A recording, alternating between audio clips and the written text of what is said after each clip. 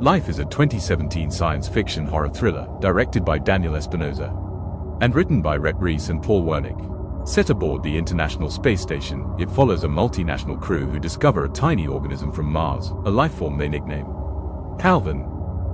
At first, Calvin is a scientific miracle. It learns, adapts, and evolves with astonishing speed.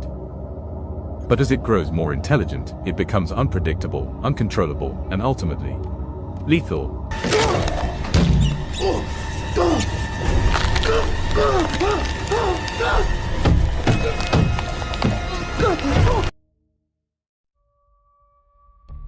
The miracle that everyone celebrated was a disaster. That may spell the end of humanity. Calvin outsmarts the crew, kills them all, and is let loose on Earth. That was the end of the movie, but it isn't the end.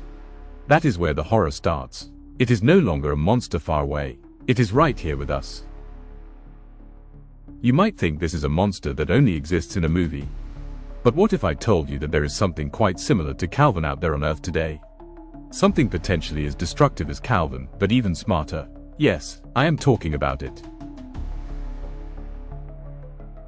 Are we witnessing a baby Calvin, not from Mars but from here? A creature that looks tame and docile, but is growing rapidly to become something we cannot handle. It has been less than a decade since it was introduced and began to be used widely. But honestly, we have already come to a point where we cannot imagine living without it. The humanity being dominated and chased by what it has created is not a new story.